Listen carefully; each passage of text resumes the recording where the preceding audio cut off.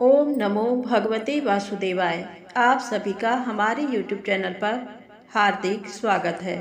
सावन पुत्रदा एकादशी 2023। आइए जाने तिथि, महत्व और पौराणिक कथा। हिंदू धर्म में एकादशी तिथि का विशेष महत्व है। भगवान विष्णु को समर्पित ये व्रत माह में 2 बार आता है। ऐसे ही सावन मास के शुक्ल पक्ष की एकादशी को पुत्रदा एकादशी कहा जाता है। पुत्रदा एकादशी साल में 2 बार पड़ता है, एक सावन में और दूसरा पौष मास के शुक्ल पक्ष की एकादशी तिथि को पड़ता है। इस दिन भगवान विष्णु की विधिवत पूजा करने के साथ व्रत रखने का विधान है। सावन मास में पड़ने वाले पुत्रदा एकादशी के दिन पूजा करने से वाजपेय यज्ञ के बराबर पुण्य की प्राप्ति होती है। इसके साथ ही घर परिवार में सुख रहने के साथ संतान को सारे कष्टों से छुटकारा मिल जाता है। तो आइए जानते हैं सावन माह की पुत्रदा एकादशी की तिथि, मुहूर्त, महत्व और पौराणिक कथा। हिंदू पंचांग के अनुसार सावन माह के शुक्ल पक्ष की एकादशी तिथि 26 अगस्त की देर रात 12:08 से आरंभ हो रही है, जो कि 27 अगस्त की रात 9:32 पर समाप्त हो रही है। उदया तिथि के हिसाब से सावन पुत्रदा एकादशी का व्रत 27 अगस्त रविवार को रखा जाएगा। पुत्रदा एकादशी व्रत पारण का समय है 28 अगस्त को सुबह 5:57 से सुबह 8:31 तक। पुत्रदा एकादशी व्रत संतान से संबंधित व्रत माना जाता है। माना जाता है कि इस दिन भगवान विष्णु की विधिवत पूजा करने के साथ व्रत रखने से संतान को अच्छे स्वास्थ्य के साथ लंबी आयु प्राप्त होती है।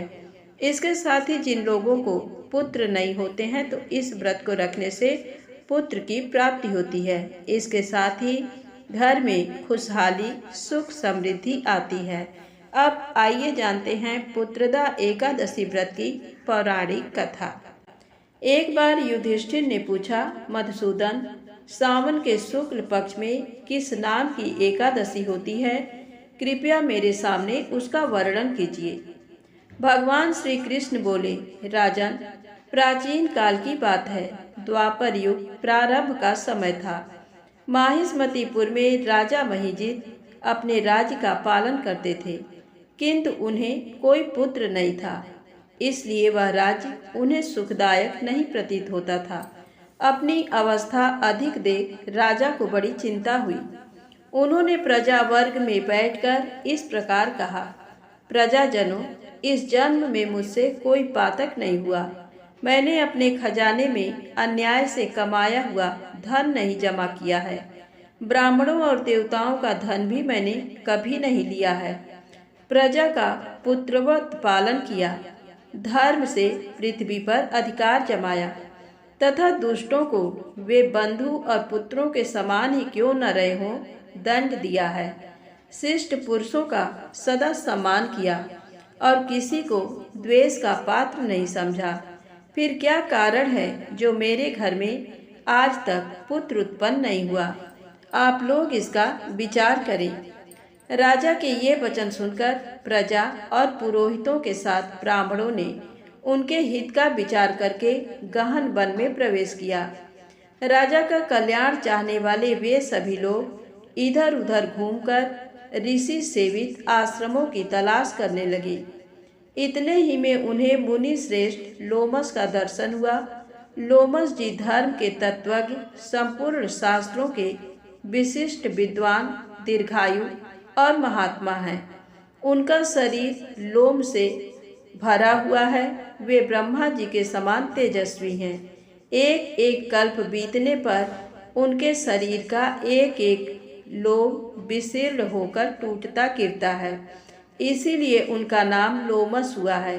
वे महामुनि तीनों कालों की बातें जानते हैं। उन्हें देखकर सब लोगों को बड़ा हर्ष हुआ। उन्हें निकट आया देख लोमस जी ने पूछा, तुम सब लोग किस लिए यहाँ आए हो? अपने आगमन का कारण बताओ। तुम लोगों के लिए जो हितकर कार्य होगा उसे मैं अवश्य करूँगा।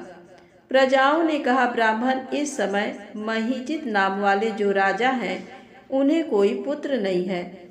हम लोग उन्हीं की प्रजा हैं, जिनका उन्होंने पुत्र की भांति पालन किया है। उन्हें पुत्रहीन देख उनके दुख से दुखित हो हम तपस्या करने का दृढ़ निश्चय करके यहाँ आए हैं। द्विजोत्तम, राजा के भाग्य से इस समय हमें आपका दर्शन मिल गया है। महापुरुषों के दर्शन से ही मनुष्यों के सब कार्य सिद्ध हो जाते हैं। मुने, अब हमें उस उपाय का उपदेश कीजिए जिससे राजा को पुत्र की प्राप्ति हो। उनकी बात सुनकर महर्षि लोमश 2 घड़ी तक ध्यान मग्न हो गए। तत्पश्चात राजा के प्राचीन जन्म का वृत्तांत जानकर उन्होंने कहा, प्रजा वृंद सुनो। राजा महीजित पूर्व जन्म में मनुष्यों को चूसने वाला धनहीन वैश्य था। वह वैश्य गांव-गांव घूमकर व्यापार किया करता था। एक दिन जेठ के शुक्ल पक्ष में 10वीं तिथि को जब दोपहर का सूर्य तप रहा था, वह गांव की सीमा में एक जलाशय पर पहुंचा। पानी से भरी हुई बावली देखकर वैश्य ने वहीं जल पीने का विचार किया। इतने ही में वहां बछड़े के साथ एक गौ भी आ पहुंची। वह प्यास से व्याकुल और ताप से पीड़ित थी, अतः बावली में जाकर जल पीने लगी। वैश्य ने पानी पीती हुई गाय को हाँककर दूर हटा दिया और स्वयं पानी पिया। उसी पाप कर्म के कारण राजा इस समय पुत्रहीन हुए हैं। किसी जन्म के पुण्य से इन्हें अकंटक राज्य की प्राप्ति हुई है। प्रजाओं ने कहा, मुने, पुराण में सुना जाता है कि प्रायश्चित रूप पुण्य से पाप नष्ट होता है। अतः पुण्य का उपदेश कीजिए जिससे उस पाप का नाश हो जाए। लोमश जी बोले, प्रजाजनों, सावन मास के शुक्ल पक्ष में जो एकादशी होती है वह पुत्रदा के नाम से विख्यात है। वह मनोवांछित फल प्रदान करने वाली है। तुम लोग उसी का व्रत करो। ये सुनकर प्रजाओं ने मुनि को नमस्कार किया और नगर में आकर विधि पूर्वक पुत्रदा एकादशी के व्रत का अनुष्ठान किया। उन्होंने विधि पूर्वक जागरण भी किया और उसका निर्मल पुण्य राजा को दे दिया। तत्पश्चात रानी ने गर्भ धारण किया और प्रसव का समय आने पर बलवान पुत्र को जन्म दिया। इसका महात्म सुनकर मनुष्य पाप से मुक्त हो जाता है तथा इहलोक में सुख पाकर परलोक में स्वर्गीय गति को प्राप्त होता है। तो प्रेम से बोले, विष्णु भगवान की जय हो।